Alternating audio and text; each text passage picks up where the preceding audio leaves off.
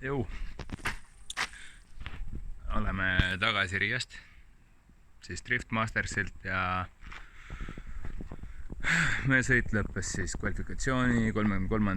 tulemusega kahjuks, aga meil on tehnilised probleemid. See tähendab seda, et selja taga on mul drifti auto, ei spoolinud enam. Tegelikult see probleem oli päeva algusest juba.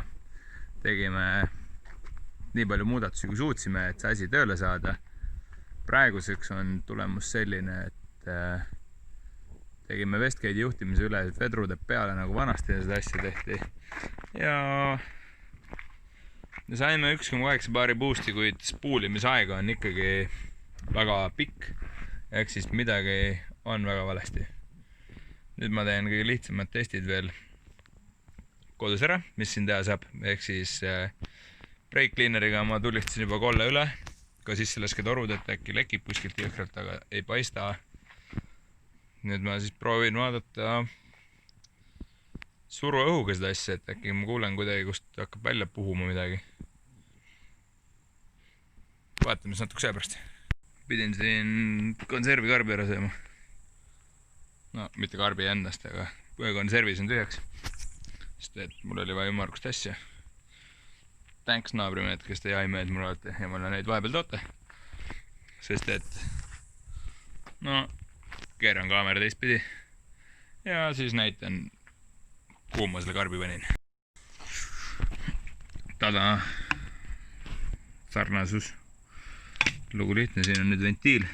Siit ma saan rõhku sisse puuda ja sisse laskesse. Pean veel siit rottele eest kinni panema.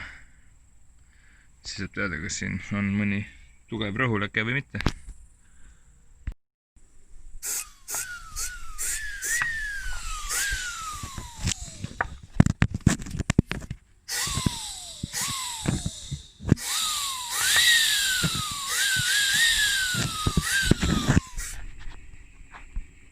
Päris hea konservikarbidest.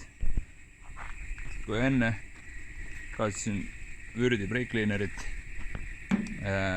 tulemust ei olnud. Et ma lootsin, et kui on tegelikult ju rõhuleke või vaakumileke, siis justkui peaks imema sealt õhku sisse ja mootori hääl muutuma, aga seda ei juhtunud. Siis naabrimehe konservikarp aitab ikka veega leida. Praegu tulemus on päris hea, võtan kolle maha ja vaatan, mis seal on. No nii. Sellega kollektori lugu ei lõppenud, kuna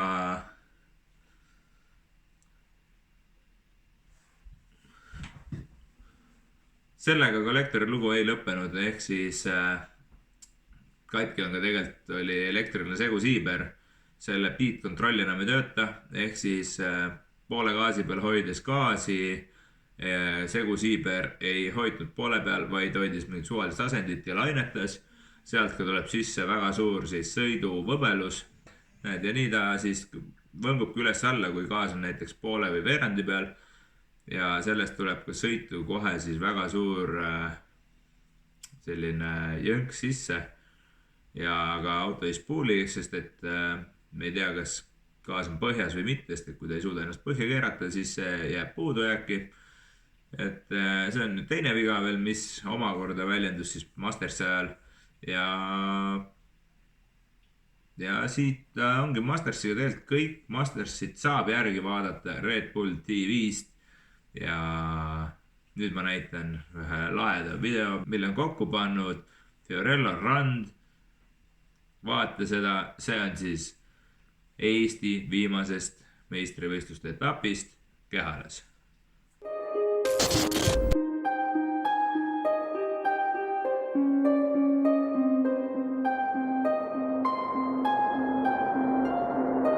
Still checking if the place still cold.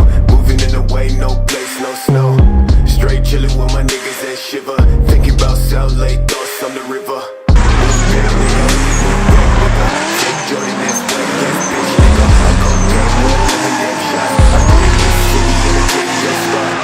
Stay thinking about a white one, thinking about a bright sun. Then I change straight from the dog shit. No tape when I play with the black gun. Nigga, you ain't never been a guy since the next run. No stairs, no place that's shown. I'm not a nigga.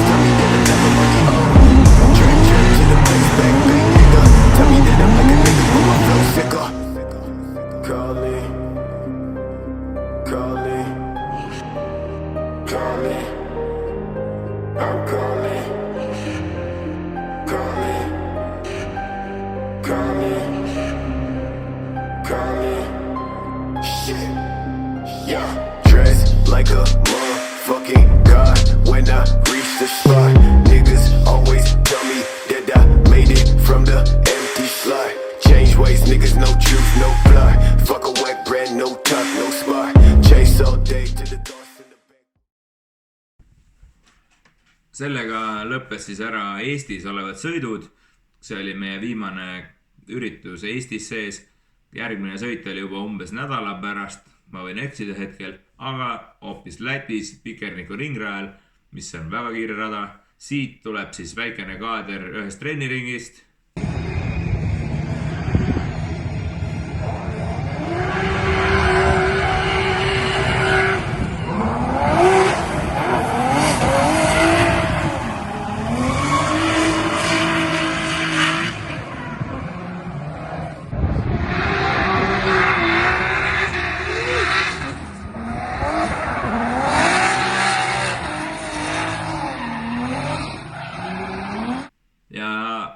Siit, kui juba kaadrid paneme see ühed väikelt tandem ka.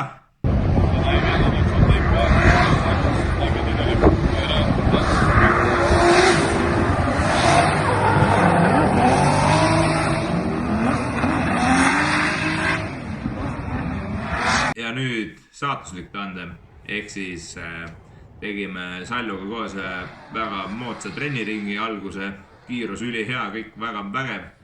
Ja see lõppes vastu seina sõitmisega, minule küll suht õnnelikult ja Sallule veel õnnelikumalt sellel ringil, et auto jäi väljast ühte tükki, kontrollisime auto ära peale seda trenniringile ja tundsin autos väga ebaloomulikku värinat. See tähendab siis seda, et viimases sõidus oli purunenud mu auto väntvõll tegelikult.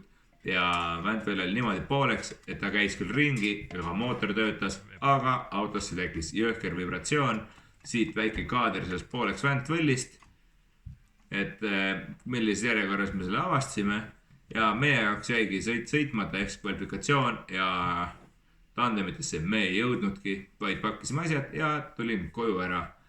Nüüd on siis seis selline, et automootor on maas. Sellest ma proovin teha eraldi video, kuidas ma mootori lahti võtan ja vaatame, mis seal sees juhtunud on. Kuid sellega lõppes meie hooaeg 2020 ja vaatame, mis siis järgmisena tuleb.